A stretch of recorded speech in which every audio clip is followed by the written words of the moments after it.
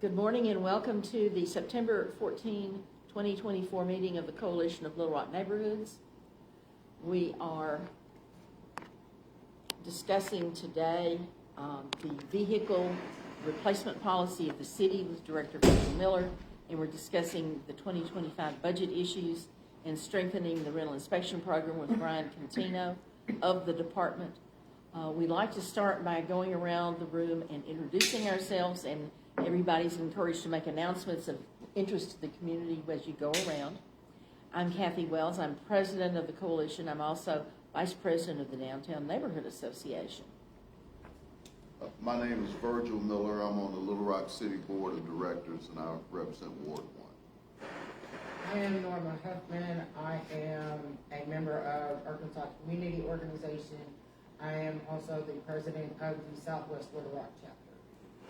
I'm Stephen Gerard. I'm vice president of the Arkansas Community Organization and member of Little Rock. Rip Weaver. I'm with Ward 1 downtown. Denise Leeson. I live in the Central High neighborhood. I'm in Ward 1. Norman Hodges. I'm president of the Heights Neighborhood Association and the Little Rock Planning Commission, Ward 3. I'm Robert Walker. I live in the Capitol Vista Station Neighborhood Association area, but hey, I'm not a member. I mean, I'm not president or anything. I'm just me. I live there. Ward 3. I'm Mary Henthorne, Ward 4, and thank you for the invitation to do announcements. I have information here and tickets available to the spaghetti lunch at the Arkansas School for the Deaf next Saturday, 11 to 1, to raise money for the students for their Christmas. I'm Brian Contino. I'm the Assistant Director for the Housing and Neighborhood Programs Department. I do have a few announcements. This is the election season. We want everybody to register. The deadline is October the 7th. VoterView Arkansas is the online place you verify you're registered. Welcome, come in and get handouts. We've got some chairs you can pull up to the table. And then we have a sample ballot, which is now out. So once you've verified that you're registered, their drop-down menu offering is that you can print out your ballot. I cannot too strongly urge you to print out the sample ballot and do your homework. There's always something in there that is a surprise. You're going to realize that you need to learn about the issues. Cooperative Extension Service offers mutual ballot information. I have sent out to my group the link to that, as well as to VoterView and sample ballots. The reminder that this is a deadline of October the 7th to register. And just to continue the community-wide interest, the Recycle Group is going to have that big event at the parking lot for the zoo September the 28th, starting at 9 a.m., where you can bring things like a broken down microwave and other goodies that aren't normally put out for trash pickup. Welcome. We have some late arriving friends. Tell us your name and what ward you're in. Jan Baker, Ward 4. Marge Jernigan, Ward 4. Welcome.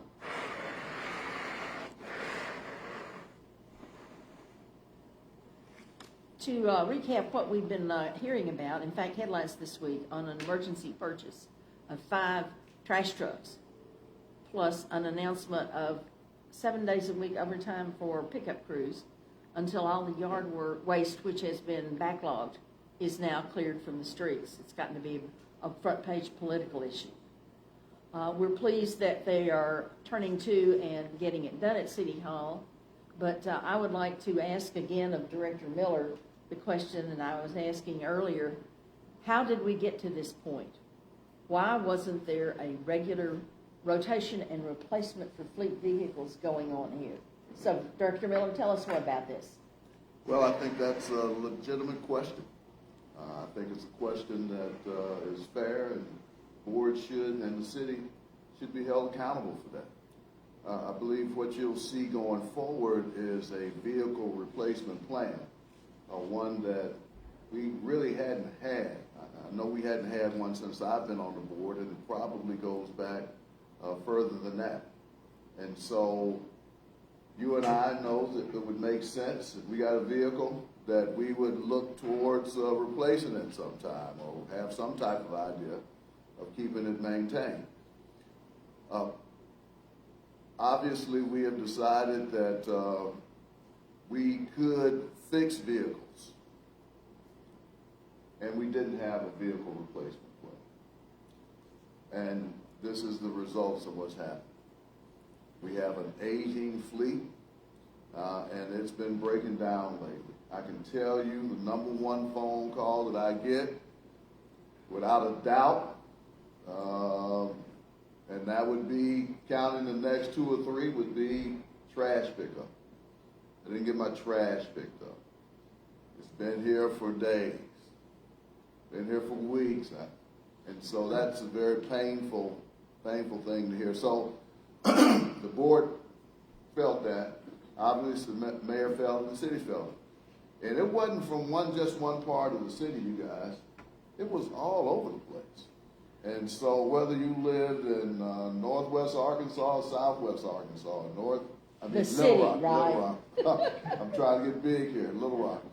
You were going to have, we were having problems. We were getting phone calls all over the place. And so what we decided to do, and the board led this initiative, is let's buy some more trucks to replace the ones that we have, the ones that stay in fleet services, and fleet's working mandatory overtime too, also to try to keep the other ones running. I don't know if you've seen some of the stuff on social media, but we had a truck catch on fire. It was on fire, you guys.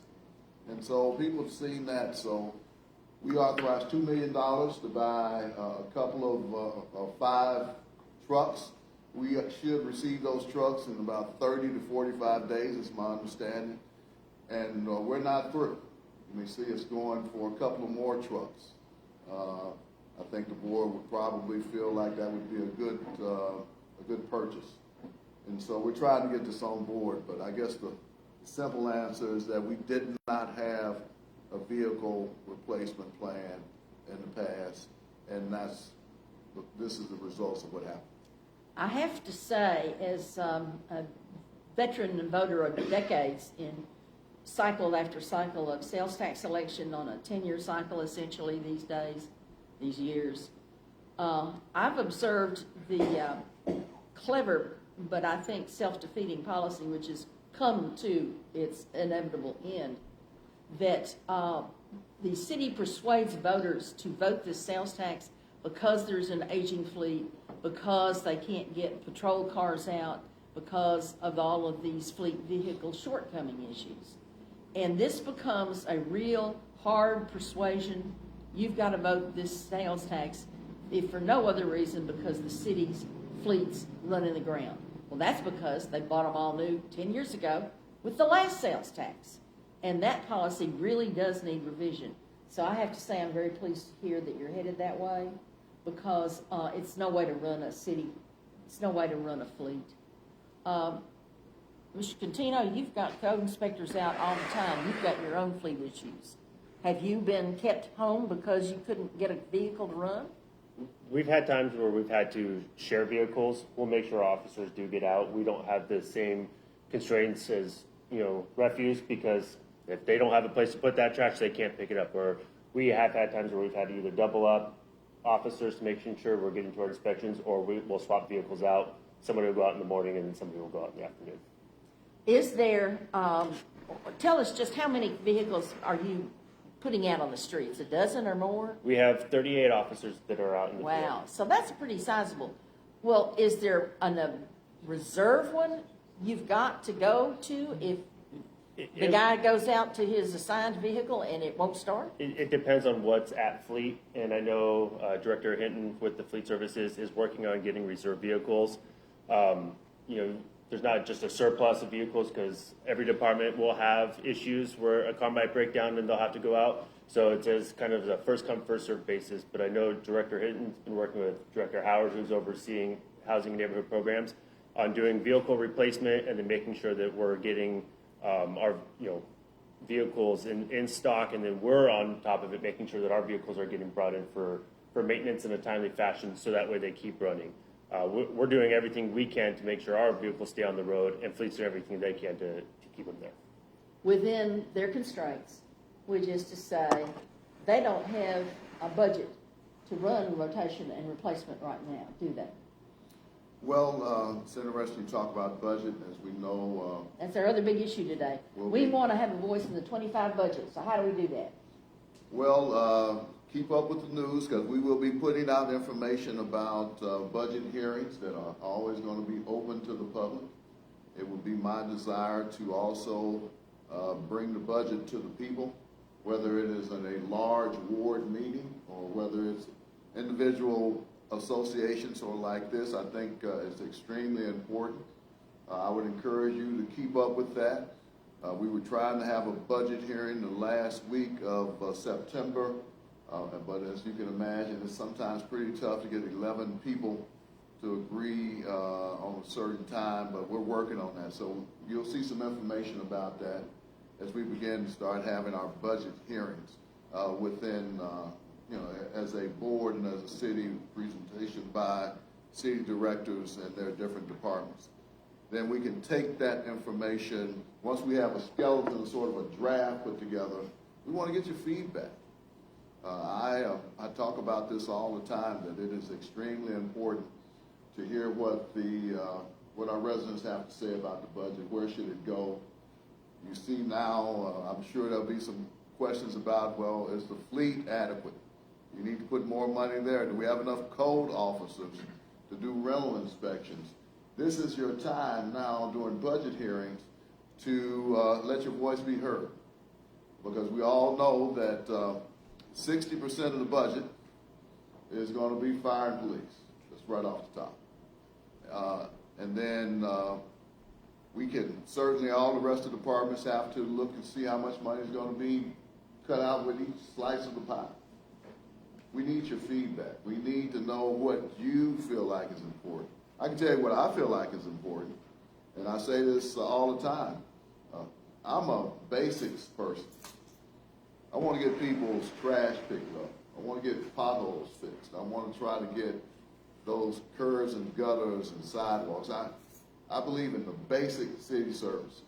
And I believe as a city, if you're not providing the basic city services, then it's kind of hard to convince people to do more things. And so I want to assure you that my focus on the budget is going to be on our basic services to make sure we don't get in a spot like we are now, that we can get people's trash picked up, that we can get weed lots picked up, that we can try to do something about trash and litter that we also hear a lot about in our city. I like bells and whistles, don't get me wrong. I like it. I like fancy stuff downtown. I like the new river developments and all other types of quality of life issues, but I'm big on basic services, and that's what I'm going to be focusing in on with the budget, with your help. And that takes me to the handout. I do hope everyone got a copy of the schedule we just prepared for this forum hosted by the Coalition.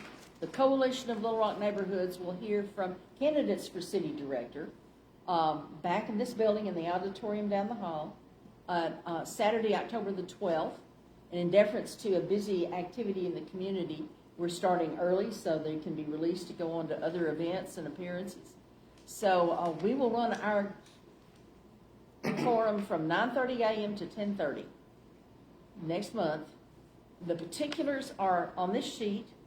We're getting that out to everybody. One of the things that I think will be likely to be a question is about budgeting for this. We try and keep our questions secret in advance, which doesn't last past the first round of questions. But this has gotten to have touched a major nerve.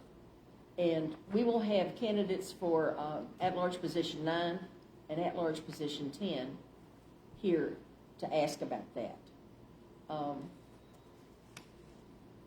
One of the things that takes us to the budget is what additional number of code inspectors are you seeking in the 25 budget, Brian?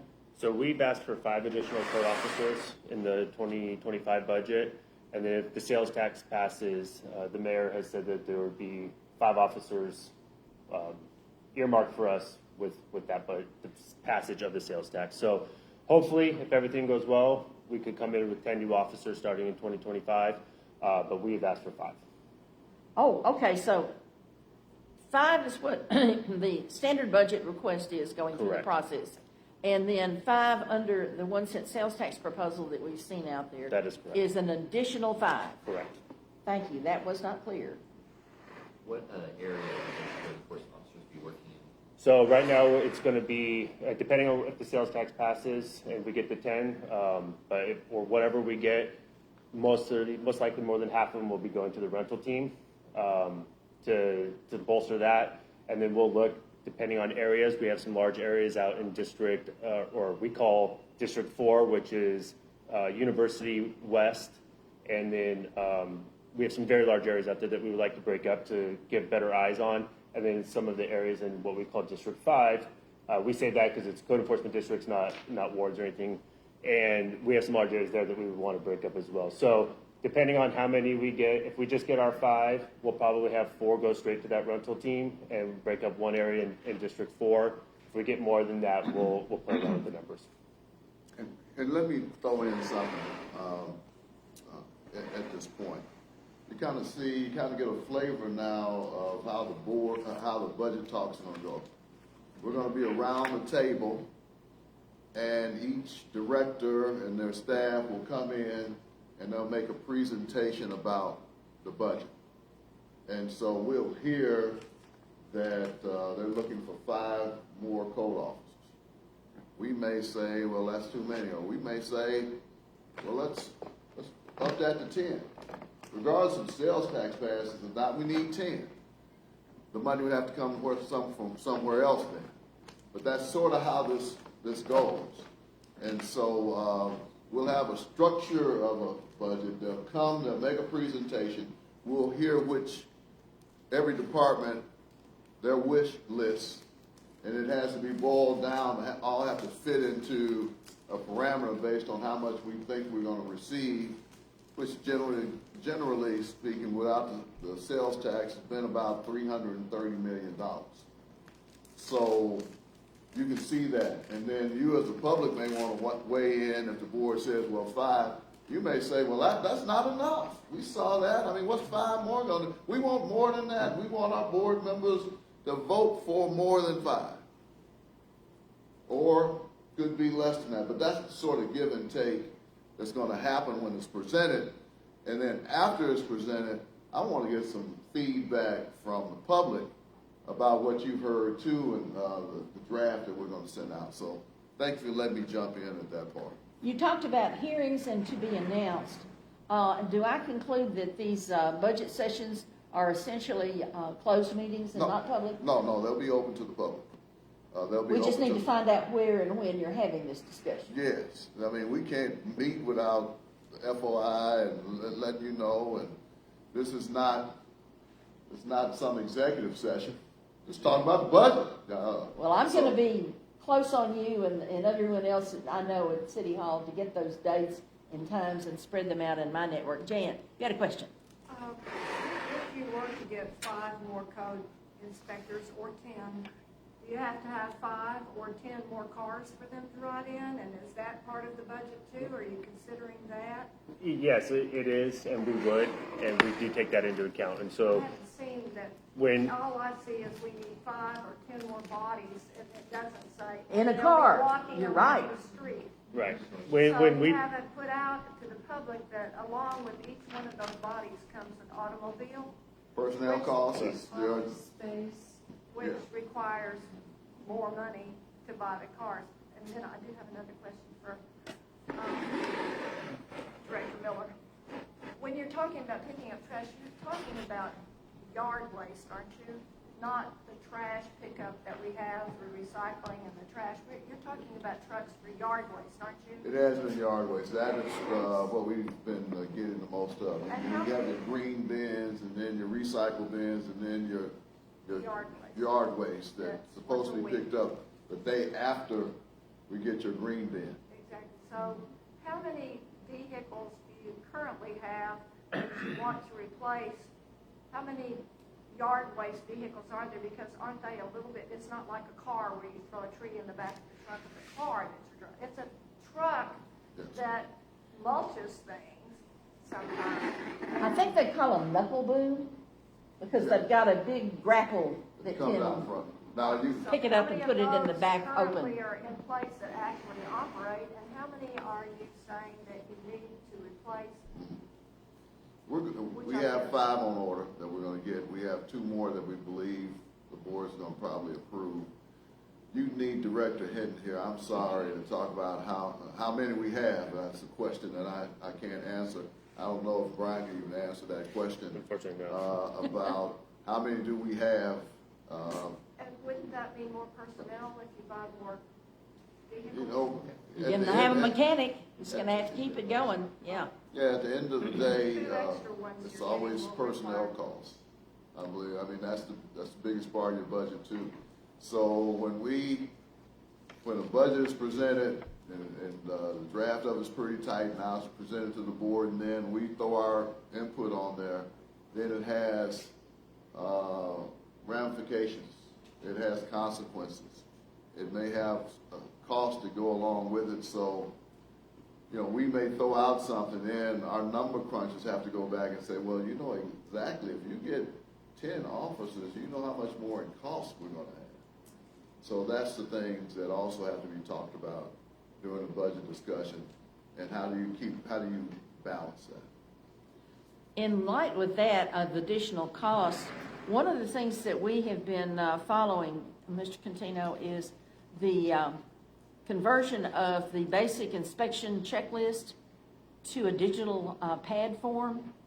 Where do we stand on that? Are we going to need a bunch more in the 25 budget?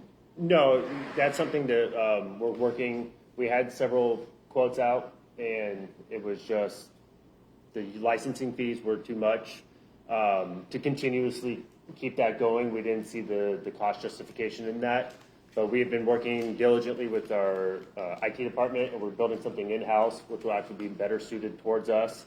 And so that's hopefully something that we will have done by the end of this year or the start of next year. So we've kind of shifted gears just for cost savings and to making sure that we get everything that we want, because a lot of it's not just an out-of-the-box product. You have to build it, and then that takes time as well, and it just keeps adding up, and then paying for the licensing agreements. For something like this, we would be able to use all of our officers, put them all on it, so that way if we needed to do a large rental inspection or we needed to switch people around, they have easy access to it. So we're building it in-house now. Which you hadn't anticipated, so No. you've totally gone in another direction. We have, yes. Well, I have to say that setback is disappointing to us who were anticipating that real uptick in efficiency. Us as well. I can but grant you that. we are still working on it. It's not something that we just put on the back burner. We just pivoted. Well, and once again, we talk about the effects that ripple on through the budget. Does that mean that we're this effort is commanding the services full-time of, let's say, 1 or 2 employees in our IT department, so everything else is getting a little bit squeezed and put off to do your job? Or is it that we need to hire an additional programmer for you for this? That would be a question for our IT department. I'm not sure how they're working it out to Okay. assist us with this, so I can't speak if they need somebody else. But I know it's moving forward. Well, thank you very much for that. I would like to make a reference here for the issue of short-term rentals. Unfortunately, our interim planning director was recuperating more slowly than he thought from a knee surgery. So he won't be here till November 9th meeting. But he was telling me a very exciting thing when we were speaking about his budget items on our particular concerns. He will submit a request in the 2025 budget, and we sure hope Director Miller will sponsor this, which is a software purchase of a third-party program that will go onto the internet and will find all of the short-term rentals that are operating out there and compare it with our licensed and permitted list and then send one of those friendly government letters to Sammy and Susie and Janie and Jackie that says, hello there, you're operating a short-term rental at X address in the city of Little Rock, but we have no permit and license for you. You need to get the permit immediately and get your business license, or we will fine you $1 zillion. Yours faithfully, City Hall. There's lots of apartment complexes that need that. Yeah. Well, please, please, please report that. And report it to Brad Jordan, bjordan@littlerock.gov. If he doesn't have information, then he can't take it further down the road. And goodness knows if this is in the 25 budget, we're not getting that as timely as we'd like. It's also true that Amanda Kinney in the Office of the Treasury that is issuing the business license information is very welcoming. So A. Kinney, Kinney, @littlerock.gov is someone that should be just simply notified that Joe Schmo's complex at the corner of Main and 10th or whatever is, by everything you know, not in the business permit list, which, remember, is publicly posted and updated every Monday online through the city's database. So it's very easy for you to walk up the street in your neighborhood and see Joe Schmo's complex and go to this website and find out they're not there. And they are very pleased to send their own letter that says, you know, you need a business license. So they are very, very welcoming, and we can do something as citizens to get this properly registered. And then it becomes Mr. Contino's staff's obligation to go inspect all these apartment complexes around town. We do the apartment complexes, we don't do the short-term rental. That's right. That remains in the hands of the planning department and their zoning office, which is, I think, rather short-staffed for this. Is that an issue that you've dealt with so far, about more to deal with short-term rentals in the planning department? Certainly that's the issue that we hear a lot about. Our friends at ACO have certainly been out front about this issue and loud about it and vocal, and that's how you get stuff done. Quite frankly, sometimes you just have to be upfront, loud, vocal, and persistent.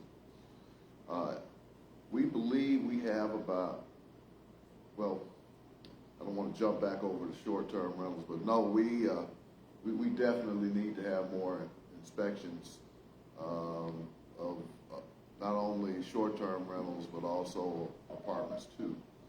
But certainly when it comes to short-term rentals, I believe I'd heard, we think we probably have about 1,000 or so operating. As you know, the city put a cap at it at 500. And so we're now trying to get those that are operating to come forth and be licensed properly. There'll be I think there'll be action before the city board Tuesday about doing a mandatorium in 2 neighborhoods to stop short-term rentals. If you saw the board meeting, I was pretty vocal about that, questions about it. I'm not sure how I feel about that. I believe that if our short-term rental ordinance needs to be fixed, then let's fix it for the whole city. And maybe just not for 2 neighborhoods, specifically it was the Heights and Hillcrest. I understand the issues about maybe a density piece in there about what may be acceptable, what may not be. But certainly I also know that that every short-term rental application that may come from that area may not have a density issue. So why should those people be held up?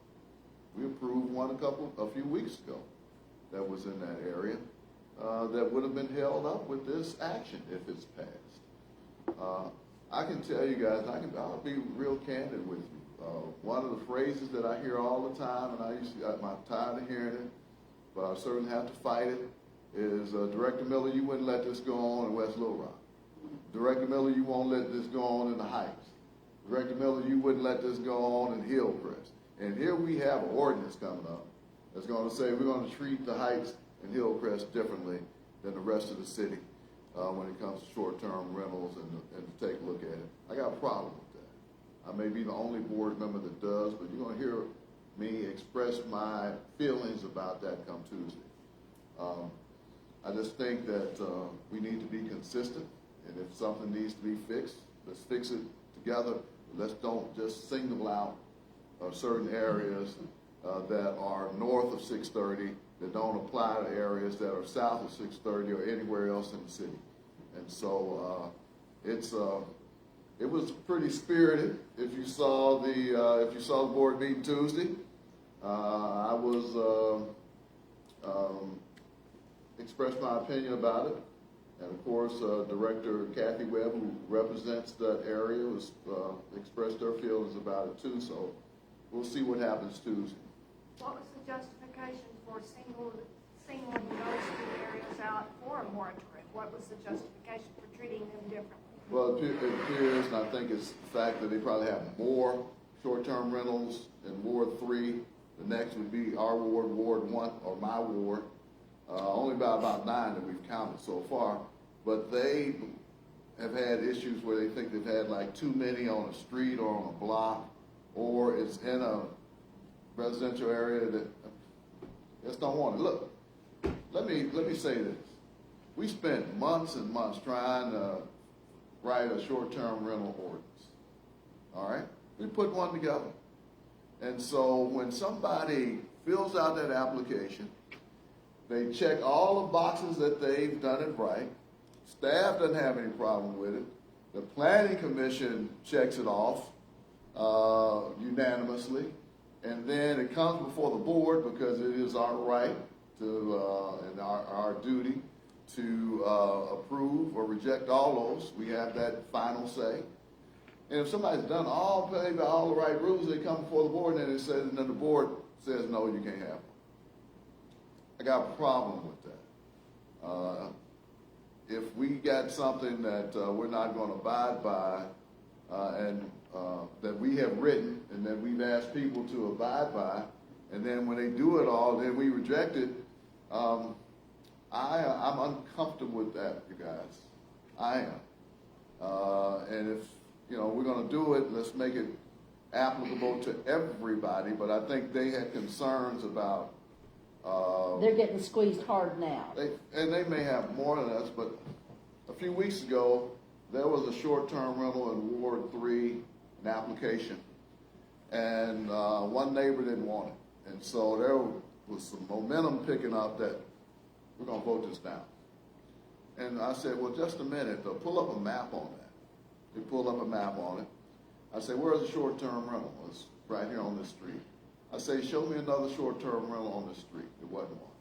I said, show me another short-term rental in this block. There wasn't one. Show me another short-term rental within a radius of a half a mile of this. It wasn't one. And so we're going to vote this thing down because one person said, I'm uncomfortable with having a short-term rental. These people have played by all the rules, checked all the boxes. We got it passed. But it wasn't going that way until I spoke up about it. And now, as a result of that, now we have this action that's going to come before the board that's going to put a halt on all the applications coming from those two neighborhoods until a study has been done.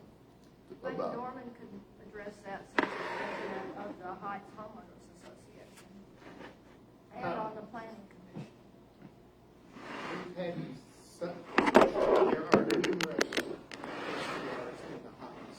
I'm not going to speak about Hillcrest because I don't know exactly how many are down there. There's more than in the Heights. There's been 2 or 3. And the issue, at least from my perspective of the Planning Commission, is you've got 2 different groups here. You've got people who are just now want to open an STR. So you have no history other than some neighborhood objection to that. On the other hand, you have all of these people who have been running STRs for several years now, who are coming in to get licenses. So that's where you have much more opposition in certain instances because there is a history of how that was operated. Parties, unattended outdoor fires, the number of people, noise, trash. So, there's been one on Canfield that finally is for sale because they were. These would be on record, would they not? They called the police on the nuisance behavior? Yeah, but until somebody objects in terms of what comes before the planning commission, let's say, or even city board, but ultimately, is the ones that have existed and are now applying to become legal, so to speak, they have a history, and the next one. But surely that's part of the file that should be taken into consideration. I'm not aware that that's the case. Well, maybe y'all need to reform the planning commission process to include that referral from these other agencies of law enforcement. And that takes me to something that I also spoke about with Brad Jordan. I have been strongly influenced by folks in my network who operate good short-term rentals, are very troubled by the bad operators and bad actors that give them this bad reputation, and have furthermore done their homework and done their research and looked at other city ordinances. And basically, I was talking with one of these just yesterday. He's not here today, but I've urged him to speak directly to Brad Jordan about reforming and revising our Little Rock application process, because he says what we've got now is a dog of a rental process. And many proposals were just ignored by the last departed unlimited planning director, Jamie Collins. We have a professional in Brad Jordan. We have a prospect that he will listen to good policy making, and he will look at other cities. So let me encourage you on this Tuesday discussion to take the wider focus in terms of let's ask for the current planning director to look at this and open a file for citizens to propose fresh revisions to the current ordinance. And I think you may find some very helpful policies in that. I understand there are policies in other cities about this density issue. And I don't think we have anything on record. You asked for how close they were. But I don't think, once again, it was part of the standard file, and correct me if I'm wrong, that comes before the Planning Commission, that the Kathy rental application includes that map of who's the nearest STR. And if not, then, that's clearly something we ought to be going for. No, there's been no, at least as far as I'm aware, to this point, there's been no mapping by the city, which certainly would be helpful, I think. So we just need to start putting ourselves in better order. Yes, Jan?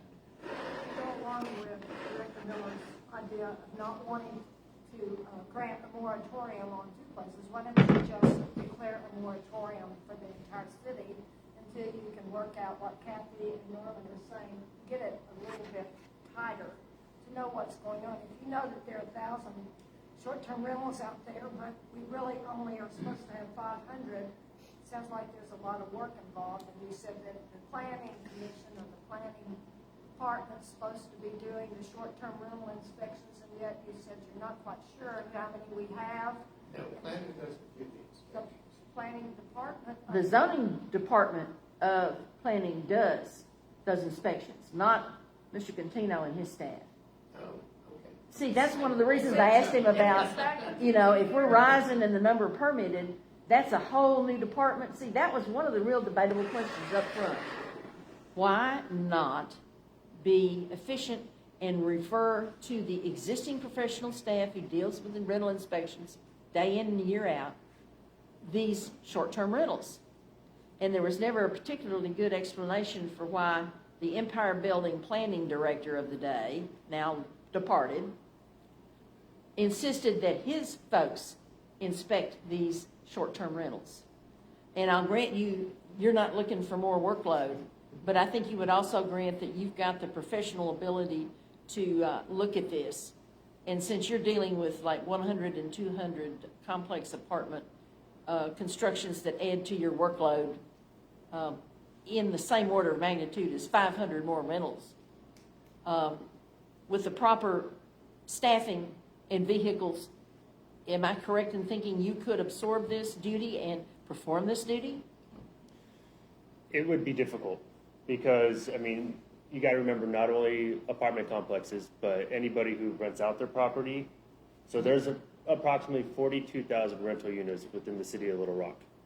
And so now adding another 500 on a staff that's already stretched thin would be, it'd be a huge undertaking. Not only that, there's different regulations that the staff would have to follow. The reason it's under the planning and zoning department with the zoning inspectors is because it's considered a business. And so they have certain regulations that they have to follow that those zoning inspectors are very well versed in and very well familiar with. Whereas my inspectors would be coming in, they would not have that knowledge right away. So a lot of things would get missed, a lot of things that would fall through the cracks that would not keep it up. These complexes or these short-term rentals are to be run similar to hotels with those types of standards. The zoning inspectors do the inspections on those hotel properties. Housing enforcement does not. The standards are different. So again, having us do that, yes, ultimately we could absorb it, but we would have to learn a whole new set of codes, a whole new set of regulations that would be a lot of my staff right now. Thank you. That is very helpful to know. And I think for the city director as well. Certainly. And Jan, as you brought up, what about a moratorium for the whole city? And we sort of thought through that. I was thinking through that. But, we have some people that don't have, and this was specifically about density issues. And then we have some applicants that have an application. It's not a density issue. They just want to be registered and get themselves in compliance.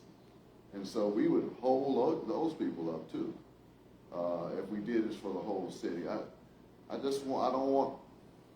want everybody to operate a business legally. And if somebody's ready to try to get their short-term rental registered, why should they be caught up in this density issue if it's not even a density issue for them? And so I want to be fair to everybody, and I don't want people unfairly caught up in a moratorium and they don't have the concerns that they have up in the Heights and they have in Hillcrest. What is our density standard again? We don't have that's what they want to talk That's about. That's what I was thinking. That's one of the big gaps in the policy that we established already. And it is, and then what you'll have, let's think about it. A lot of people just don't want a short-term rental in their neighborhood, period. No, that's quite true. That's quite true. That's people just don't want it, period. And so it doesn't have to be this. You said that about fleets. How many would that be for the whole department? How many would that be for the dog people? There's been a lot of news stories about Southwest and everything. And how many jobs would that create? I believe Brian had talked about, 42 vehicles? So we have 38 for code enforcement, and then animal services is also under housing neighborhood programs, and so we have about another 12 to 13 vehicles with the animal services.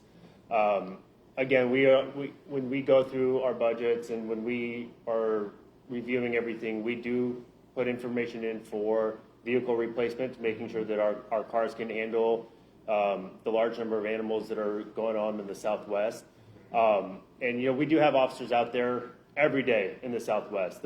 A lot of the issue is Pulaski County and a lot of the other shelters, they're not picking up animals. Or people are coming in and they're dropping them off in Little Rock. And so now it's Little Rock's responsibility. And so we're going over and we're grabbing animals as much as we can. I think last month we did something close to 3,500 animals. Wild that we're bringing into our shelter.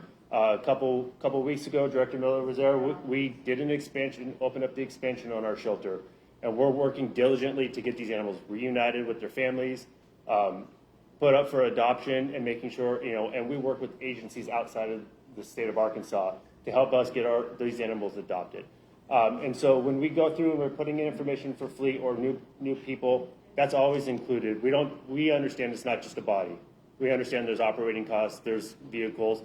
And so when we present those, that's always given to the directors as a total cost. Regards to fleet, whenever we add a body, we put a car in for that as well. So if we're asking for 5 new bodies for code enforcement, that's 5 new vehicles. So we're making sure that they're going to come in, hit the ground running. Now, are you going to keep the old truck and rotate them like something break down? We are in the process of doing vehicle replacements with some of our older vehicles. It just depends on where we are. Some of our older vehicles, like I said earlier, we work diligently to make sure that they're following their maintenance schedule, that they're being cleaned, that they're being well maintained and taken care of, so we can get that extra life. So that way, if we do have an issue, we can still, we can replace the vehicle, but we can continue adding vehicles. So that way, we're not, if we add 5 officers, but we need to buy 7 vehicles, it makes it a lot harder. But if I can buy 5 vehicles and add 5 officers and then get something on a year later, that's what we're working to do. And again, I'll have to get back with you on the number of vehicles that we have as far as public works is concerned. I don't know that answer right offhand. That's a question that Director Willie Hinton can answer, who's in charge of fleet. But we can get that to you. He's provided me with some information. I just need to sort through it.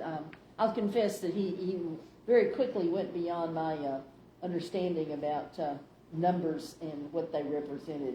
We may need to get him in here personally. Yeah, he's very thorough, and I'm sure he would accept the invitation to come here and make a presentation if asked. We did not to warn or anything, but those are 35 live animals. What happens, we have deer hit in our neighborhood constantly and killed. What happens to the carcasses that you pick up? How do you dispose of those? That would be a question for our Public Works Division. They handle picking up animals that are off the side of the road. So I can't answer that one. I think there's a report to Game and Fish because the department wants to track some health issues. There's a disease that is moving through the population. So just as any report of an apparent foaming at the mouth rabbit animal that is killed for safety purposes is sent to the health department to check for rabies in the brain of the dead animal. I believe that the Game and Fish folks have their laboratory set up where they are tracking samples taken from all dead animals they can get their hands on. I'll check on that and I'll let you know if I got it wrong, but I think that's what's going on. Yes, ma'am. Did you say it was 3,500 animals y'all took in? We took in about 35, or no, I'm trying to think if it's now over the year, but yeah, I mean, we're close to about 3,500. Over the year. Yeah. To date this year in 24? Yeah, and I think we took in. He misspoke. I'm sorry, I did. Did I say 3,500 last year? No, last you said month? last month. I meant this year, yeah. So Sorry. that's to date. Yeah. That does track a little. That's a pretty big month, yeah. But you found homes or whatever? We're working diligently to find homes for the animals, yeah. Yes, Norman. I'm just getting to a separate thing here. It's not SDRs, but it's group homes. Okay. We have units that come before the planning commission. If a group home is set up for 4 or fewer people and they meet all the requirements, we may not deny that permit. There are others related to federal statute in some way related to 8 or fewer people. Now, the only thing that you might utilize is a public health, safety, and welfare reason for not agreeing to it. But generally speaking, anybody that's operating a group home, 4 or fewer, the commission has no authority to deny that. We're not quite sure why that comes to us. That seems to be an administrative process to me. But be that as it may, I just thought I'd throw that in because there are numerous group homes. I mean, There's always a lot of contention and a lot of objection from neighbors who are very concerned about Right. who's going to be there and what they might represent in terms of discomfort Right. or even danger and public Right, safety. that- And you have no ability to do any of that. Do not. Now, subsequent to that opening of the group home, you have to call the police on people there if there are disturbances there. If there's not a supervisor on site. Yes, then that's a big one. That's something we wouldn't deal with anyway, but you have a different resource for that, so. Tell me again about the federal regulation on 8 or so. I don't think I heard it properly. You can't deny believe for it's a- who satisfy requirements, period. It's a fair housing It's a issue. fair housing. It deals with real estate laws. But you can't deny 8 that satisfy the regs. Is that what I'm hearing? That, I'm not gonna say that's absolute, but there are certain requirements there that have to be met before they, and if they're not, perhaps the applicant can be denied, but generally speaking, they're not going to be. I think is the best way to put it, so. Norm is exactly right. We've had some neighborhoods who are speaking during citizen communications about group homes, halfway homes, and things that come before the planning commission. And we've been cautioned by the city attorney to be very careful speaking out on that because, again, these are fair housing issues that go back, to deal with issues of discrimination. And so it is,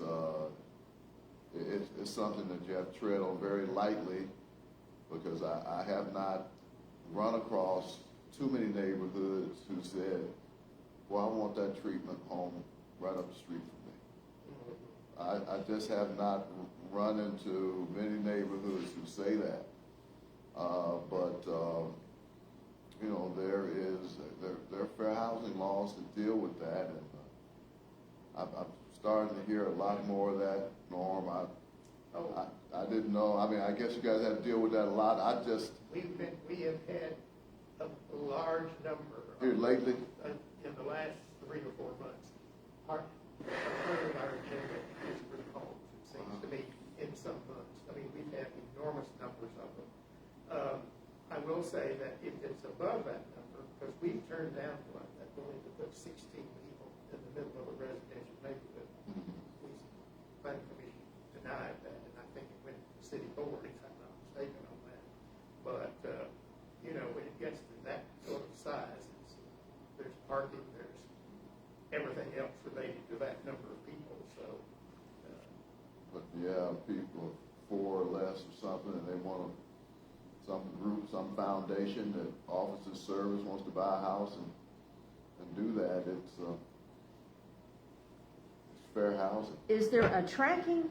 It's fair. Now that we've got these permits and we've got all this wonderful data department, and you made a good point about calling law enforcement on nuisance behavior problems of these addresses. And I'm assuming that these permits can be withdrawn for cause. If you misbehave, if you're running a property that's supposed to assist ex-convicts to re-enter the society, and it turns out that's a facade for drug dealing, and you raid the house and you shut it down, I would assume that we can get the permit withdrawn if the left hand of city government communicates with the right hand. So let me ask the city director and the planning commissioner, do you know if there's tracking? I'm assuming there's some process there, but we don't deal with that, so I don't know. There is, we get a license to do that. It's on record. We'll have that type of information. But I'm getting a lot more phone calls about that, and I'm trying to quickly.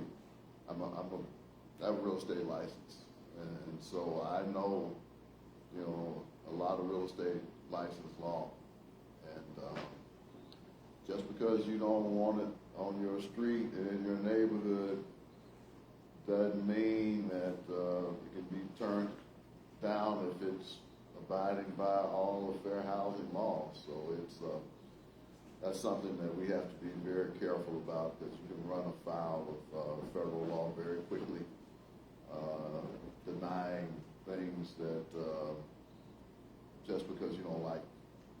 Well, let's start asking for annual report from the planning department, which has got the permit information.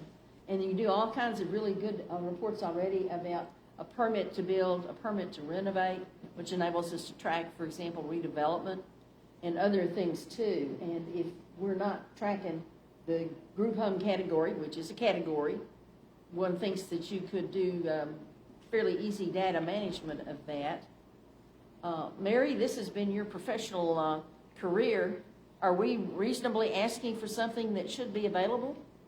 I don't know if there are any privacy issues in it, but if there aren't any privacy issues in the data, I think I would assume it should be public data. Just the basic permit, Yeah. without names of clients. That's where you trip up on privacy. And then, you know, you want to deal with the information and get it out correctly, because then you get a bunch of rumors and have people and neighbors who are saying, we don't know who's up there. You know, is it rapists, is it murderers, is it child molesters? I mean, certain people have to register for certain things, but it just gets rampant.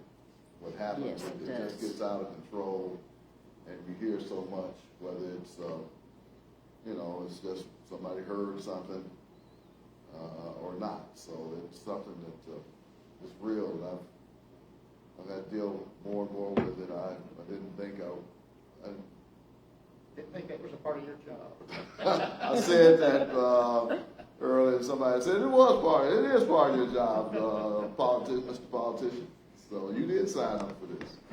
But I appreciate it. No, I had no idea that they were coming. I mean, it just seemed like it's been. It's been significant in the past few months, I think. Question, does the application process provide for, like, ticking off your boxes, one that says we met with the neighbors? You would have to talk to the director about that. If somebody bought a house, I mean, just Once say they apply for this permit and they're going through this, you But- talk about fitting the regulations. Like I said, it's under fair housing laws. If I'm buying a house in your neighborhood, I don't have to notify all the neighbors that I'm buying a house in your neighborhood. Can I jump in really quick? Please, Dr. Miller? I'm sorry to yes, what interrupt. can you offer? So with issues such as short-term rentals or these sober living facilities, when somebody's applying for the permit and going through the process, when they go to the planning commission, notification sent out to the residents so they can come out and voice their concerns at the planning commission. So they are notified. 300 feet, That I don't know off the top of my head. I can tell you. What is the notice radius? It is every notice, you must be notified by certified mail if you live within, according to one provision. You must be notified by certified mail that you have applied for a building permit, Group home. SDR, group home, whatever it is. The city imposes another 100 feet. So essentially it's a 300-foot radius around that property that neighbors have to be notified by certified mail that you are seeking this permit. Well, that's a block. It's the person seeking the permit that has to give the notice, not the city. Yes, Correct. yes. Yeah, it's at the applicant's office. So the Yes. planning committee has to check off that they did it. Yes. Well, when they're having the hearing, they do ask, did you give notice? Well, if the staff does not, and our staff does not necessarily, maybe somewhere in the 50 pages for each person. They've got that. I haven't read that closely. The staff does tell us, and it's this, short version of it, that the applicant has not done this, and therefore, whatever we were supposed to consider at this planning commission meeting is deferred because the applicant did not notify the neighbors. And generally what happens, this has been my experience, I learn something new every day on the job. Notice was given out, But then a lot of people who were right at 400 feet or 500 feet, or just people who didn't open up their mail, it just seems like all of a sudden now a bunch of people come to the city board that wasn't at the planning commission and voicing concerns about it. It's been my experience that that's generally how it happens. At the planning commission meeting, nobody kind of knows about it. Is anybody in the room objecting to it? No, and you pass. Boy, it comes before the board, and it's a whole room full of people that come in who weren't at the planning commission meeting but have heard about it. Right, and also, as we learned sitting on the commission, the certified letters may go out, and then you have people coming before the commission to object. But, well, I didn't get it. Yeah. Well, of course, you have a signed receipt that you got it. Didn't you sign this? You got your mail. And so that's happens as well. So. But it comes back around to strengthening your neighborhood activities, just as an exercise in your idle hours. Yes, that's a cruelty joke. What about laying a map of the neighborhood associations that you know about, that are registered with the city, over the group home, my dots on the map? And then you can conclude from that, roughly, that this bunch were operating in a part of the city that has no active neighborhood association, and this bunch of group home operations is over here where there are active neighborhood associations, because they can fill in that missing information gap. They can take something from a notice that's coming to them directly, because you do that where you've got a recognized neighborhood association, plus just one of their members got this and said, hey, we need to have a voice on this.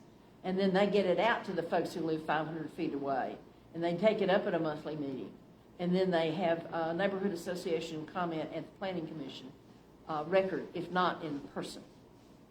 So that's something that all of us should be working on a little bit more, and encouraging a little bit more. Yeah, I just know one that came before the commission several months ago. The next door neighbor strongly objected, and brought in a map that she had developed, and there were 16 or 18 within 5 blocks of her house. It was also a fact that these people lived there 5 months out of the year and rented it while living out of state. It's much preferred if you have a manager who lives in Pulaski County, if nothing else. Because we've had them come in, our agent is in Dallas. That's illegal. We flat have an ordinance that says you must have an agent for notice of service in the city limits of Little Rock. And if you don't, you are in violation, you're out of compliance, and they can jerk your certificate of occupancy. Well, so what we need is enforcement. I did not know that we had that. Mr. Contino, please pursue that. That would be zoning again. That would be zoning, okay. Virgil, tell the zoning guys to get on that in the planning department, please. Yeah, with the renter's rule of rights that Director Phillips spearheaded, that is a requirement to have an agent in state. I don't know how that affects the short-term rentals of group homes or something like that. He was talking about rentals. Group homes. Yeah, short-term. It is an owner that Short-term rents. rentals are supposed to have a registered agent. Okay, we've not been, we weren't told a lot for a long time. You can get the citation. In fact, I'll look it up and try and send it to you. Because that's infuriating. That's not gotten so widely understood.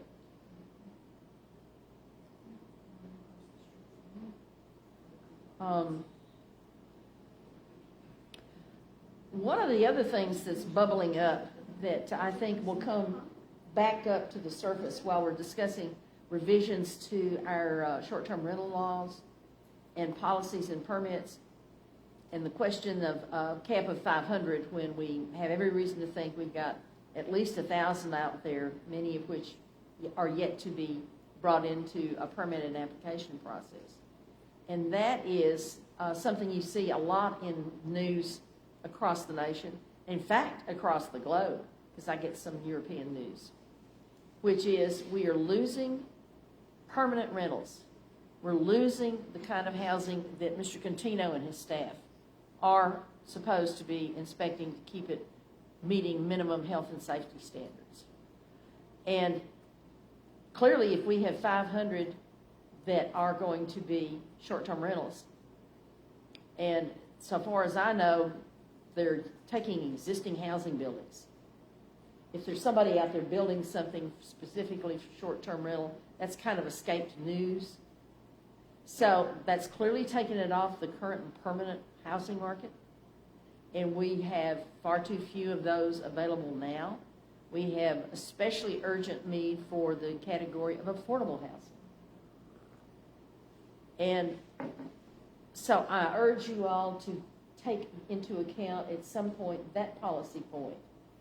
What should the city be doing to assure those losses for short-term rental are offset in some way?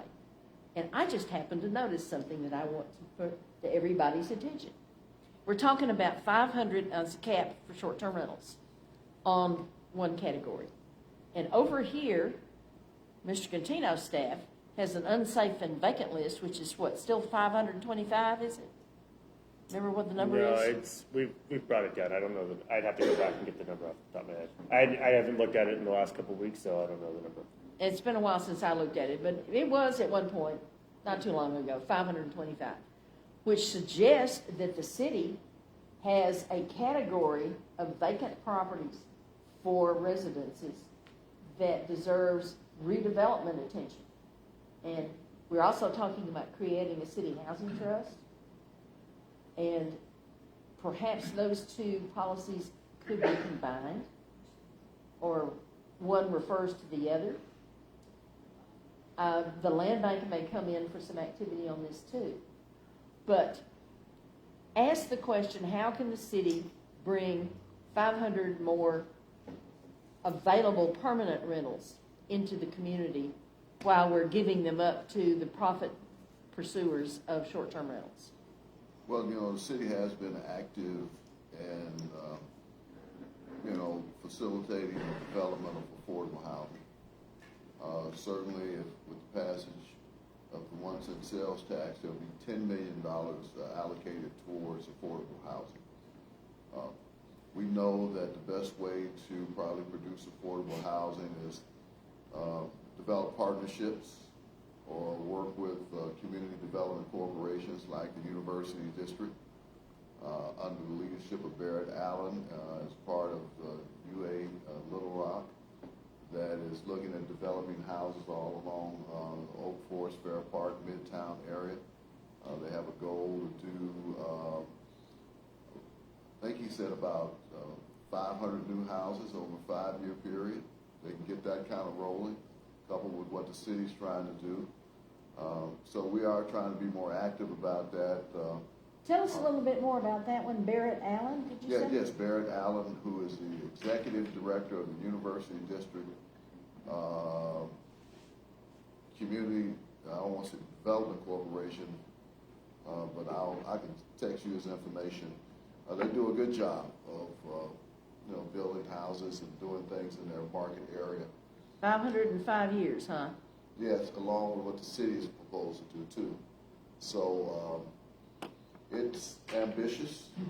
We have a lot of infill needs, but the city can't do it by itself, and it also means partnering with Metropolitan Housing Alliance. As you know, there's new leadership over there, there's a new board over there, and we look for a working relationship that will help facilitate the development of more affordable housing. So there are a lot of things going on. The city recognizes there's a need for affordable housing, and these are just some of the initiatives that the city's looking at to do something about it. Yes, sir. So homeownership is great. What I understand, the sales tax money put towards that is towards a home ownership program, which again is great. We do love to see home ownership, but ACO, which is where I work, is 2 members of ACO. we are greatly concerned about the rentals across Little Rock. I suspect many people here probably have seen Big Country Chateau on the news. Many of you might not have been in many of these apartments. They are horrible. We are having housing crisis here in Little Rock. New houses are great, but landlords and slumlords are destroying so many apartment complexes all across Little Rock, and it is third world conditions. So I do appreciate the city's attempt to create more home ownership, but I wonder what... And you're what not you guys seeing a think. policy for rental, it's all, you're right, we're hearing about the ownership. What about the rental? Well, that's where you look at partnerships, try to develop that. You can see where Rock Region Metro is actively looking at securing grants from the Department of Transportation about building houses themselves. At the downtown transit station, yes. That, and so there are there's so many different pockets of grant funds out there, funds that people can use to help with that. And so that's just one initiative there that's dealing with rental units. But trying to identify developers who can do things like that on scale. If the city could do something, we get a ribbon cutting for 3 houses. That's just 3 houses.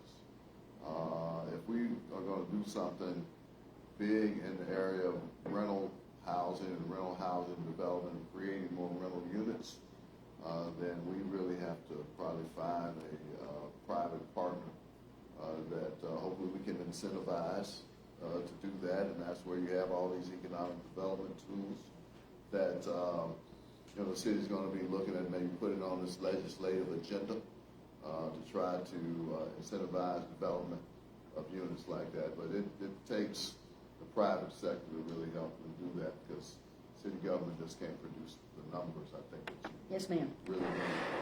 So, you said this was gonna be, that Euler is wanting to put more houses around the college. Around the Oak Forest, Midtown, Broadmoor area, that is the market of the university district. It's just not the institution itself. It's Midtown, it's Oak Forest. Surrounding neighborhoods. And it's Broadmoor, so it's even east, it's even west of the university, where the Broadmoor neighborhood is. Right, well, you had mentioned Fair Park. There's way too many houses on Fair Park. So why would anybody be able to build out there if it's already congested of houses? Well, when you say Fair Park, but it's not talking about one street. Fair Park is you have to think about it as a neighborhood. So it would be the houses, it would be the streets east of Fair Park. It would be the streets west of Fair Park to go to the university, from Fair Park to University,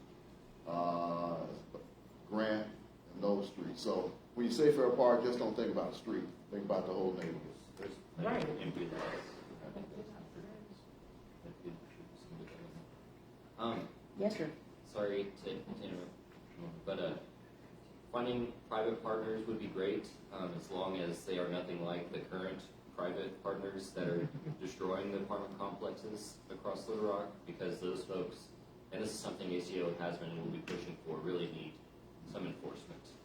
Something Brian Contrina's department can help out with, because we're just letting them get away with destroying housing. They're breaking building code laws, and nothing much is being done about it. We've seen apartment complexes, apartment owners be called into court for code violations, and when they don't show up to court, the whole issue gets dropped, and nothing gets done to bring them out there, even with a warrant and a fine of $2,500. These guys are living in California, New York. They're absolutely fine, never showing their face in Arkansas.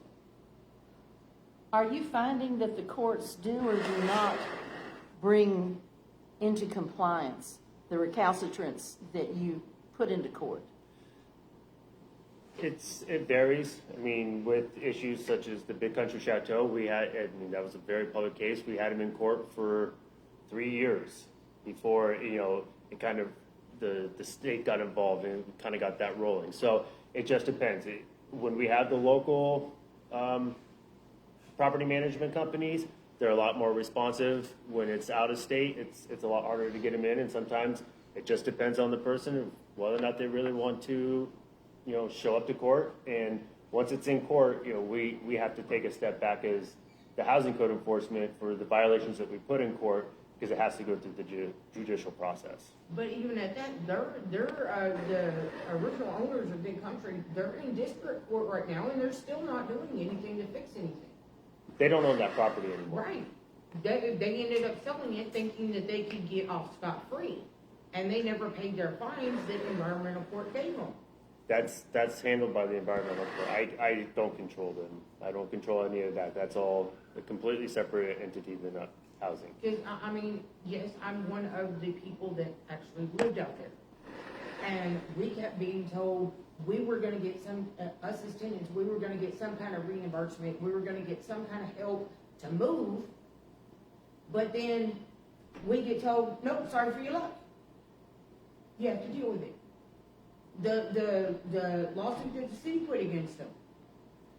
I got a hold of Miss Jim Griffin's office, and because I was told that I needed to get in touch with his office to put my name on that lawsuit. Well, I call his office, and whoever has the nerve to tell me, nope, can't do it. You have to file a civil complaint. Excuse you? So, you know, I have been a part of litter up and on my entire life. I am 40 years old. Okay? There's a lot of people that know that I've got severe health problems. I'm a single mother. I can't work anymore. But when it comes to people not being held responsible for what they are doing, excuse my mouth, but it's bullshit. And somebody needs to be held responsible for these people suffering. And, you know, we're going to speak out all day long. We're not going to stop. But we need the city's help on this. We really do.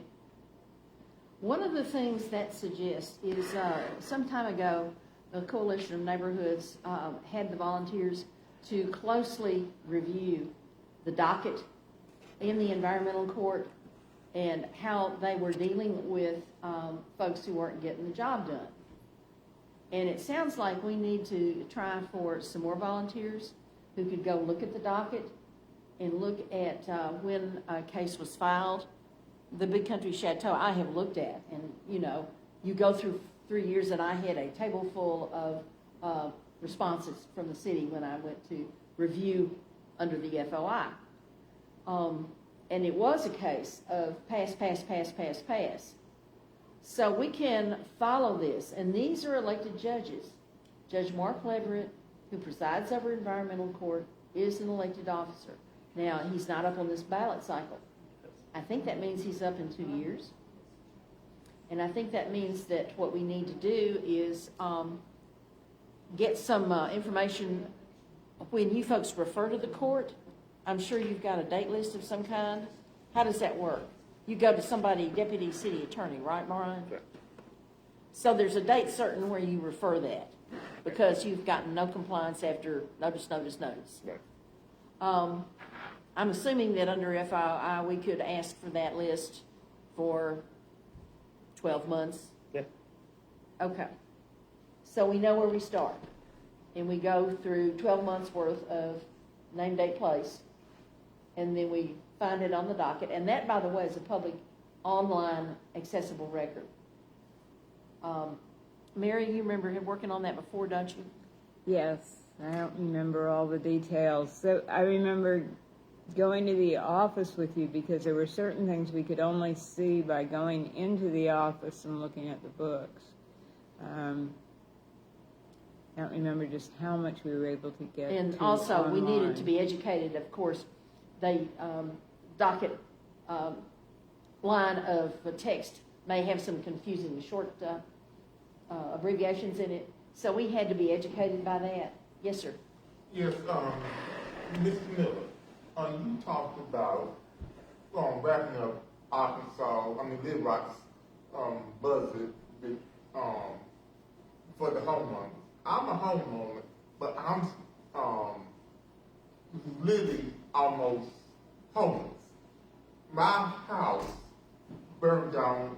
Well, it didn't burn down, but it's caught on fire in 2021, and I'm disabled. I don't have that much money and everything, and I'm trying to get it fixed.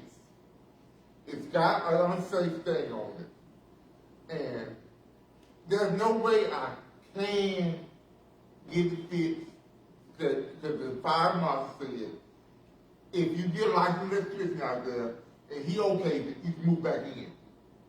I have came to the city. I have asked one of your the board members to help me. I'm not gonna say who out loud, but I do know them, and they told the city has been told, well, that you gotta be in the house and live there to have it fixed for us. Oh, for the grants, to bring it up to code? Yes. You know, that is an interesting fall between the cracks, Director. And you do have a process where there's been burned and you've slapped an unsafe vacant on the property to come back in and in seeking to attain compliance, get permission to restore the electric pole so they've got power tools. Am I correct on that? Yes, but so the money he's looking for is tied to federal grants. Yes, and CDBG funds. And yeah. those are very strict regulations that we have to follow. And you have to be already in the home. Correct. Yeah, so he's stuck. He doesn't have access to that category. Is there any other category that you know of, in the city hands or private agencies that could assist someone to get forward to get the power pole and start the reconstruction? Well, I don't know, right offhand, it'd be a case-by-case basis. Obviously, if your homeowner, your house burned, it's your home,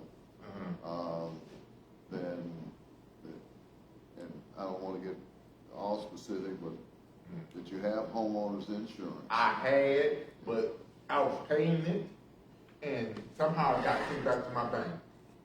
So you have an issue with the homeowner's insurance? Yes, yes. Okay.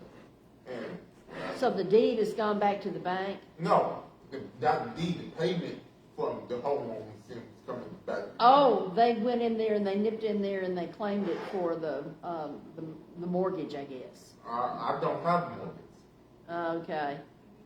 Well, you need an advocate. Yeah, that's getting real tricky.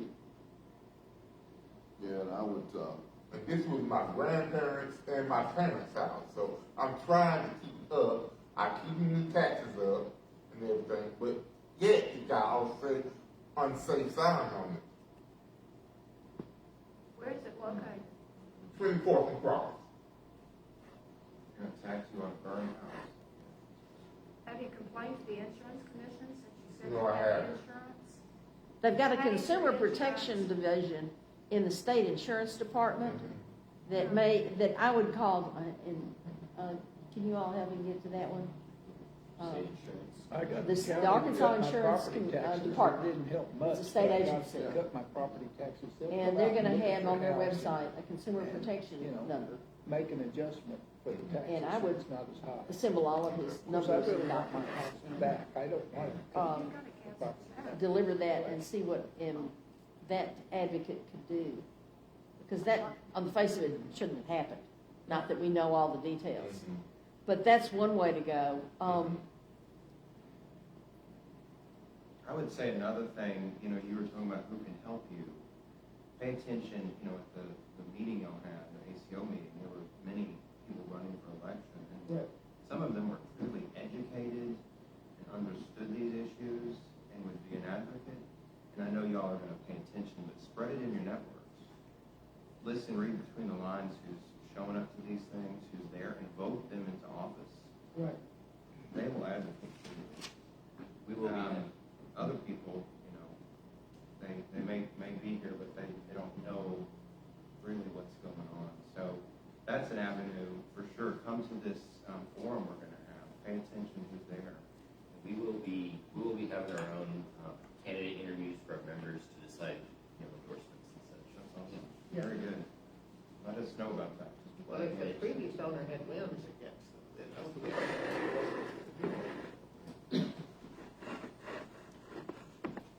there's just a lot of complexity to this that we certainly can't address at this table. But that is one prospect, and for the rest of it,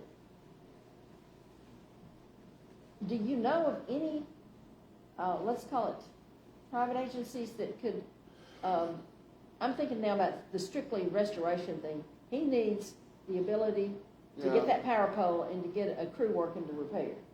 I don't know, you really have to take a look at that, see what resources you really need. It's tough to just. Nothing really comes to mind, so this is a case that has Obviously. clearly not got a big widespread. Well, you have Program. some social service nets. I mean, you have Community Action Agency that services this market, but and that's of course Central Arkansas Community Development, CADC out of Benton. But again, their funds are limited. Also, they get community service block grants, and so those are the people that pay utility bills when they have lines at the CADC. You're probably familiar with them. I don't know if they have a program that could assist you with something like that. But again, you really need to sit down and bring all these points together and see just who you need.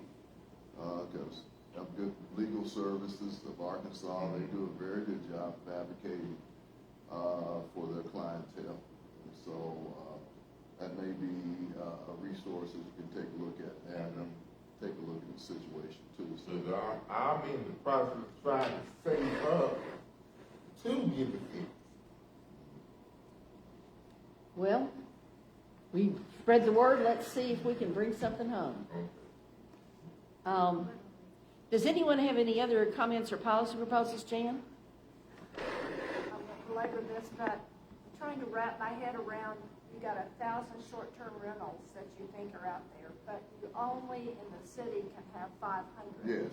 So you find out who 500 other people are out there for short-term rentals that are ineligible to be short-term rentals, because you already filled up the 500. So what is the remedy? They can't continue operating as a short-term rental because they would be operating illegally. Because you already got 500 that you've already set up as short-term rentals. So you got this other 500 that are short-term rentals that are operating illegally. What is the remedy for those? Do you tell them you have to be long-term rental now, or sell your house? So 500 of those, and you're talking about. Well, if you short-term just deny them rentals, the permit, they find some other use for the property is one way to that's what I'm go. saying. And so But is that the way the city should go? couldn't you encourage them to Well, be I mean, long-term rentals? Obviously, what happened with short-term rental is, as you know, a lot of cities have struggled with this. A lot of cities have put a cap on it, and so during all the due diligence that was performed prior to this ordinance being created was, a limit on short-term rentals. And so that's how they came up with the number 500. But again, the estimate is that there's thousands. You asked a question that certainly I've certainly asked or thought about. Okay, well, once we get to 500, what about the rest of them? And the attorney has simply said, look, they'd be out of compliance and they need to cease and desist. And what are you going to do to enforce that? Well, I mean, at that point, I'm not sure. I mean, I'm sure there'd be. The third-party software that Brad Jordan seeks would catch them. And if they're operating it'll be illegally, you have a violation and a fine I think process. it'll be a tool, and there'll be. If you pursue that, and you may choose not to do that. Yeah, I mean, there'll be next steps. I don't know what all of those would be, but it's certainly, that's the obvious question that you asked, right? We got a cap of 500. We think it's 1,000 operating. What happens when we get to the 500? Because that's what we said as a city, that we only want 500. We don't want a city that is just, inundated with short-term rentals. Takes away certainly long-term rental units also, but then just, resident people, quality of life issues that people start talking about. In my neighborhood, I bought in this neighborhood because it was a, quiet street. And now, my peace is being disturbed. And so we set a limit as a city. But what happens to the rest of them, they'll be out of compliance, and then whatever happens next, happens next. Well, I'd like to know what that is, since there's a shortage of long-term rentals. Why can't they be turned into long-term rentals? Therefore, that takes up some of the problem that we've been hearing today. Well, obviously. You're up against basic people's profit property. pursuit. You get so much more money out of an STR renting on Airbnb.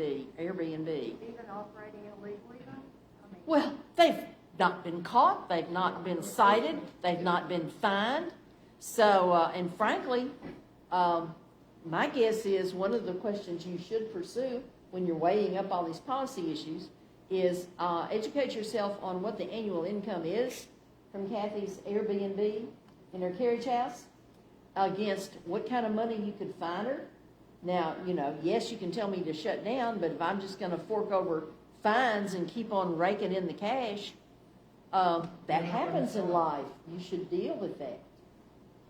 put them out of business. Yes.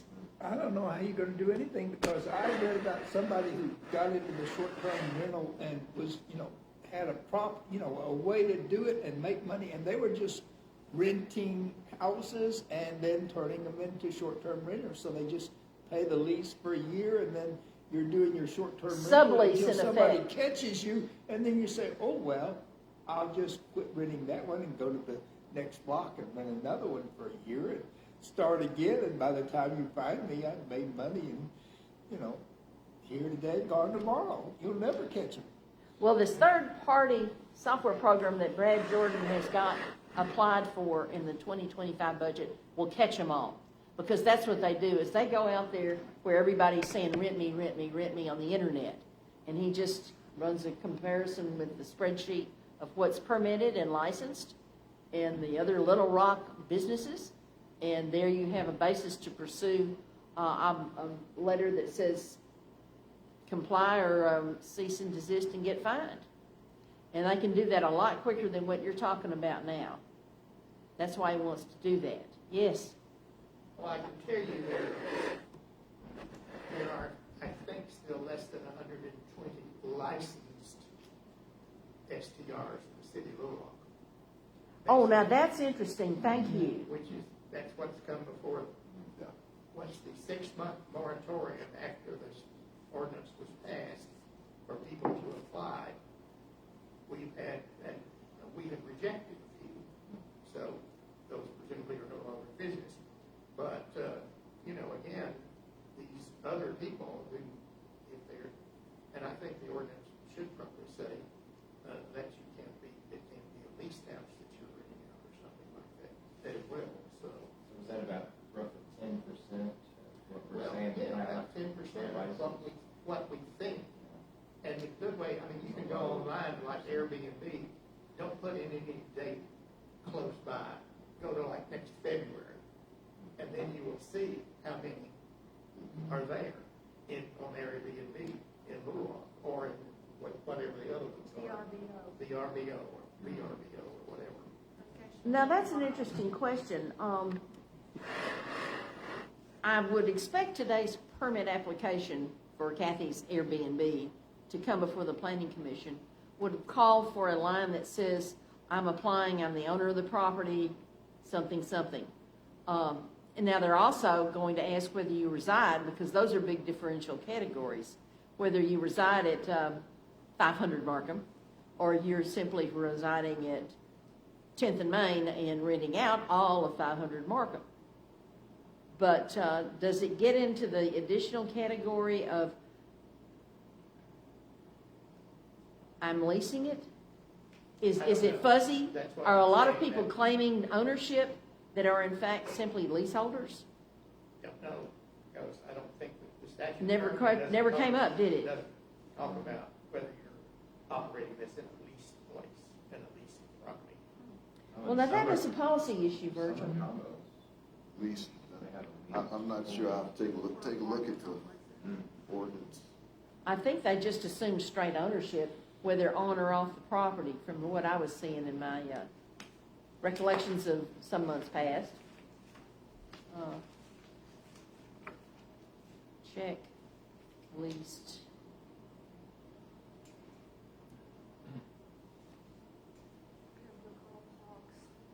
The Razorbacks are playing this afternoon. Well, I have probably run over to West Central right quickly. I think that we've covered everything.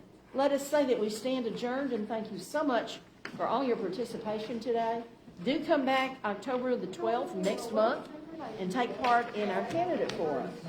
Thank you so much. You really contributed a lot that we didn't know we were going to get from you today. Absolutely. Absolutely. Good job. But I was right that the